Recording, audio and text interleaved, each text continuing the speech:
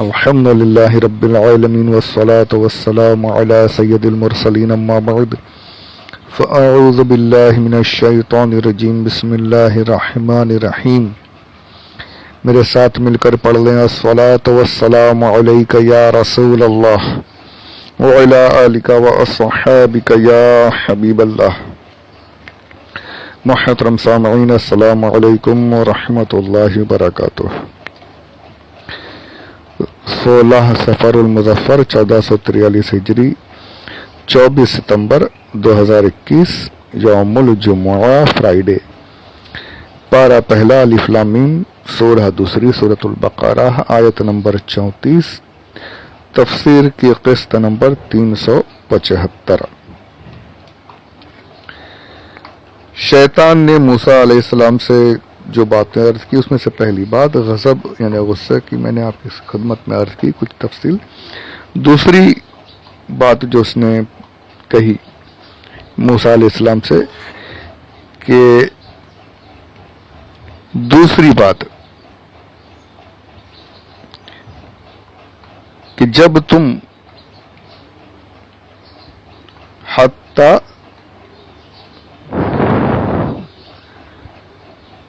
حین تلقى الزحف حین تلقى الزحف جب تم سامنے والی فوج سے تمہاری مڈ بھیڑ ہو جائے. جہاد پر نکلے ہیں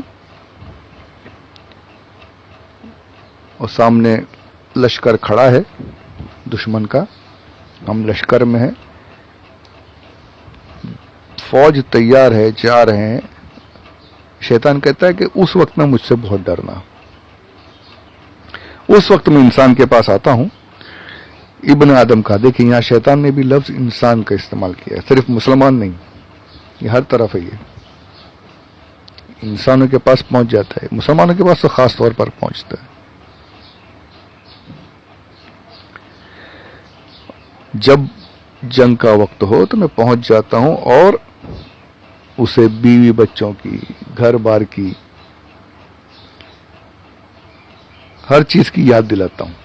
ارے تو مر گیا تو ان کا کیا ہوگا، گھر والوں کا کیا ہوگا، بچوں کا کیا ہوگا، بیوی کا کیا ہوگا، اگر تجھے کچھ ہو گیا تو ان کا کیا ہوگا. اتنی یاد دلاتا ہوں کہ اب اس کے قدم ڈگمگا جاتے ہیں اور وہ لشکر سے نکل جاتا ہے، پیچھے مڑ جاتا ہے. یہ مسلمانوں کے لیے خاص طور پر ہے.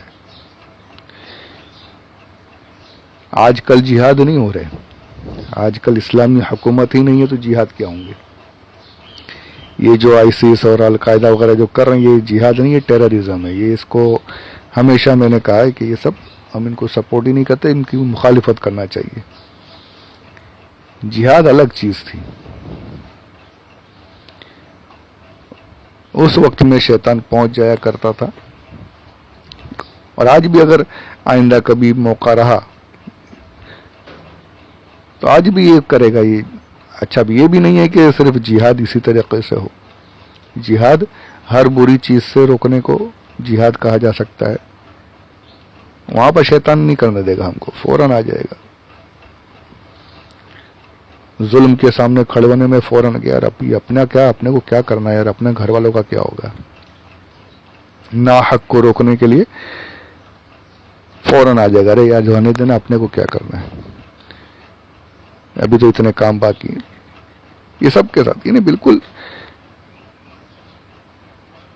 برائی کے خلاف کھڑے ہونے ہی نہیں دیتا یہ، بلکہ یہاں تک ہے کہ برائی میں ہمیں مزہ لینے کے لیے اکسا دیتا ہے، ناحق چیزوں میں ساتھ دینے کے لیے تیار کر دیتا ہے. اچھا جہاد نہیں ہو رہے تو یہ نہیں کہ جہاد صرف وہی یہی ہے کہ تلواروں سے بندوقوں سے جہاد کیا جائے گا.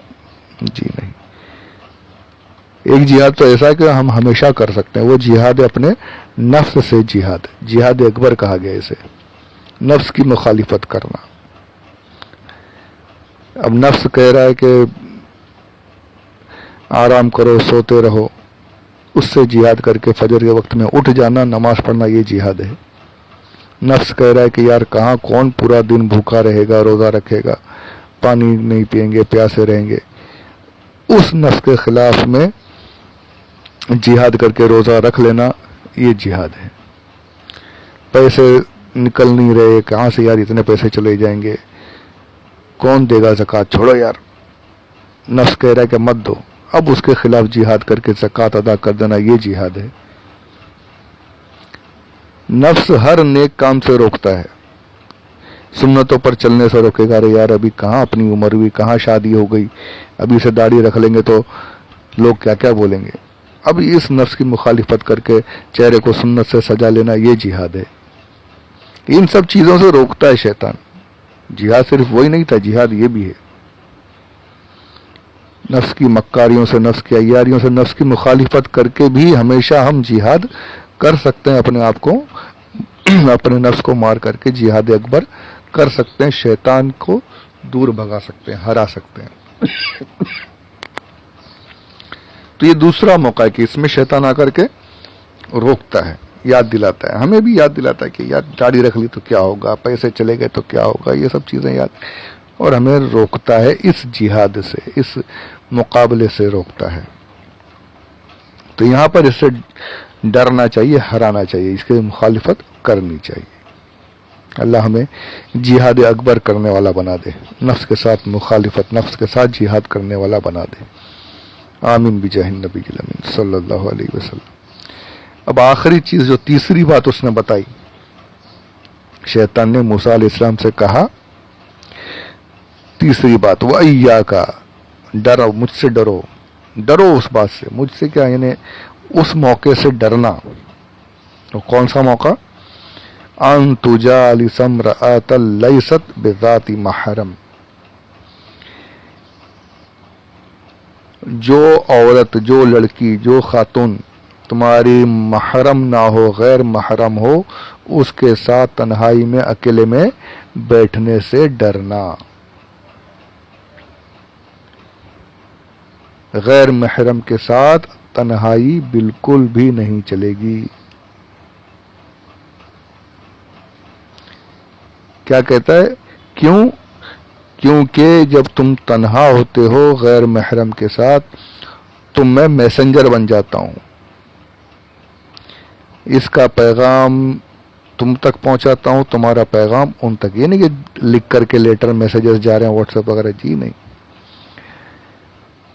لوگوں دونوں کے دلوں میں وسوسے ڈالنا شروع کر دیتا ہے وہ، اور پھر نتیجہ جب تنہائی ہوتی ہے تو ایک حدیث پاک میں یہ بھی ہے کہ جب ایک غیر مرد اور غیر عورت اگر تنہائی میں ہے تو ان میں تیسرا جو ہے وہ شیطان ہے۔ تو یہ یہاں اس نے بھی کہا کہ میں جو ہوتا ہوں ان کے دونوں کے بیچ میں میسیجز کرتا ہوں، دونوں کو پیغامات پہنچاتا، ایک دوسرے کے وسوسے ڈالتا ہوں، اور پھر نتیجہ پھر زنا میں مبتلا ہو جاتے ہیں۔ کہتا ڈرنا اس بات سے۔ تو پھر آج جو حالات جو چل رہے ہیں وہ اب سب کو پتہ ہے، زنا کے بارے میں آج اسے برا سمجھنا ختم ہو چکا ہے۔ اچھا پہلے تو محرم اور غیر محرم کا ہی فرق ہم نے بھول دیا، آج کل فیشن بن چکا ہے، محرم صرف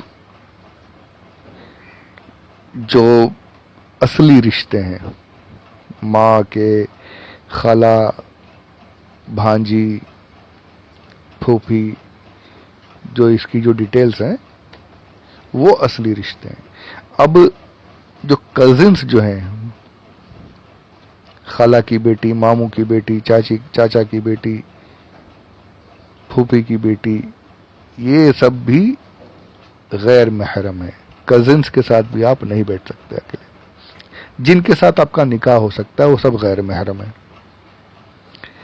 ان کے ساتھ بھی تنہائی میں اگر آپ بیٹھے تو یقیناً شیطان آئے گا اور وسوسہ ڈال کر کے غلط کاری میں مبتلا ضرور کرے گا۔ یہ حدیث پاک ہے جو بولتے ہیں ہمیں تو کنٹرول، میں جھوٹا کہوں گا ان کو۔ زنا صرف یہی نہیں کہ آپ پوری طریقے سے مبتلا ہو جاؤ، آنکھوں سے شہوت کے ساتھ دیکھنا زنا، ہاتھوں سے چھونا زنا، ہاتھوں کا زنا، لذت جس طریقے سے بھی لذت آئے ساری زنا۔ اب وہ بھائی بہن بولے ہم بھائی بھائی بہن صرف حقیقی بھائی بہن، دودھ والے وہ بھائی بہن. محرم یہ سب کزنز جو ہیں وہ سب غیر محرم، سب کے ساتھ جن کے ساتھ نکاح جائز ہے وہ سب غیر محرم، ان کے ساتھ آپ تنہائی میں نہیں بیٹھ سکتے، تنہائی میں نہیں رہ سکتے. رہیں گے تو پھر ظاہر بات ہے پہنچا دے گا، وہ اس حد تک پہنچا دے گا. اور آج کل تو پھر یہ حالات چلے اللہ کی پناہ، خبریں وغیرہ پڑھتے ہیں تو شرم سے سر جھک جاتا ہے کہ اب تو محرم والے رشتے بھی خراب ہونے لگ گئے ہیں. خبریں آتی ہیں ساس سسرا بہو کے پیچھے لگا ہوا ہے، بھائی بہن نہیں بچ پاتے. یعنی درندگی کا وہ دور چل رہا ہے، اس قدر درندگی اور اس قدر بے حیائی پھیل گئی ہے کہ بس اللہ حفاظت میں رکھے، کہاں کیا ہو جائے. پھر تو یہ بھی ہوتا ہے کہ فخر سے بیان کرتے ہیں، انسیس سٹوریز بیان کی جاتی ہیں، چیٹ وغیرہ میں باقاعدہ رومز بنتے ہیں انسیس سٹوریز. اللہ اکبر،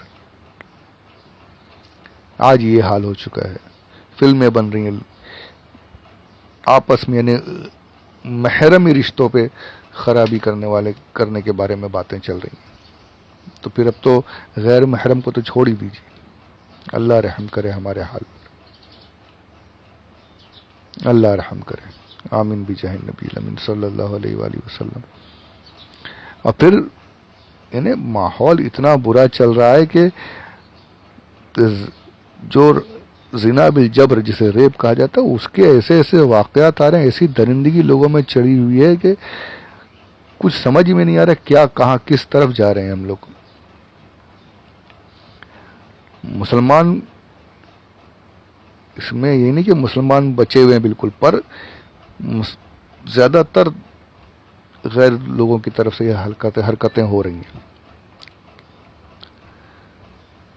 کیا کہ کیسے کیسے کیسز، یعنی صرف زنا نہیں ہو رہا بلکہ ساتھ میں پھر قتل بھی اسی درندگی کے ساتھ قتل کر دیا جاتا ہے کہ سوچ کر بھی دل دہل اٹھتا ہے. بہت یعنی اس میں اسلامی تعلیمات پر عمل کرنے کی ضرورت ہے، بہت ضرورت ہے. اپنے نوجوانوں کو ہمیں تعلیم دینی ہوگی کہ یہ اتنی بری چیز ہے، یہ اس میں یہ سزا ہے، اس میں ہمیں سکھانا ہوگا. لڑکوں کو، ہماری بہنیں بھی مبتلا ہوتی چلی جا رہی ہیں. اور پھر وہ خبریں وہ بھی آ رہی کہ بہنیں جو ہیں ہماری غیر مسلموں کے ساتھ، اس پر تو الگ سے بڑی شرم کی بات ہے کہ غیر مسلموں کے ساتھ میں مسلم لڑکیاں گھوم رہی ہیں اور زنا میں مبتلا ہو رہی ہیں. اللہ رحم کرے ہمارے حال پر، اللہ بچائے رکھے ہمارے بچیوں کو، ہمارے بچوں کو اللہ بچائے رکھے. آمین بجاہ نبی الامین صلی اللہ علیہ وآلہ وسلم. تو یہ اس پر بہت تفصیل چاہیے پر ابھی ہمارا وہ وقت نہیں ہے. تو یہاں پر یہ تیسری بات اس نے یہ بتائی، 3 باتیں اس نے بتائی، تینوں میں نے آپ کے سامنے رکھ دی.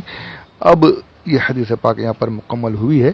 یہاں پر ایک بات اور بتانا چاہوں گا کہ شیطان جو ہے ہم سب کا دشمن، مسلمانوں کا دشمن، ساری نسل انسانی کا دشمن، وہ کسی کا دوست نہیں ہے، سب کا دشمن، صرف نقصان چاہے گا. لیکن اس کے باوجود اس نے اب کئی روایت ایسی آئیں گی جس میں اس شیطان نے کچھ باتیں بتائیں گی. بہت سی روایتیں ایسی ہیں، یہ بھی جیسی یہ روایت ہے، کچھ اچھی باتیں اس نے بتائی، کچھ کام ہمارے کام آ سکیں وہ بتائیں. تو پتہ چلا کہ جو دشمن ہے، جو ہمارا نقصان چاہتا ہے، وہ بھی کبھی اچھی بات بتا دیتا ہے. تو کسی کے اچھی بات کو بتا دینے کی وجہ سے آپ اسے اچھا نہیں سمجھ سکتے. آپ کو پتا ہے کہ وہ دشمن ہے، کوئی آپ کو بتا رہا ہے کہ دشمن ہے، کوئی غلط ہے، کوئی نقصان پہنچانے والا ہے، آپ یہ کہو کہ نہیں وہ تو اچھی باتیں بتا رہا ہے تو میرے لیے بہت اچھا ہے، تو وہ غلط ہے. آپ کے سامنے شیطان کے بارے میں سب کو پتا ہے دشمن ہے، غلط ہے. اسی طریقے سے اگر علماء آپ کو بتا رہے ہیں کہ سامنے والا غلط عقائد رکھتا ہے، غلط نتیجوں پر آپ کو پہنچا دے گا، غلط راہ پر پہنچا دے گا، تو آپ کو اس سے بچنا چاہیے. اب آپ یہ کہو کہ نہیں وہ تو میرے سامنے بڑی اچھی باتیں کرتا ہے، مجھے تو نماز سکھاتے ہیں، وہ لوگ تو لوگوں کو دین کی راہ پر چلنا سکھاتے ہیں، لوگوں کو اچھی باتیں سکھاتے ہیں، برائیوں سے روکتے ہیں، تو اچھے ہیں. تو پھر آپ غلطی کر رہے ہو. کیا آپ شیطان کو اچھا کہہ سکتے ہو؟ نہیں کہہ سکتے. اس نے کتنی اچھی باتیں بتائی اس حدیث پاک میں، لیکن حقیقت میں وہ دشمن ہے، غلط ہے.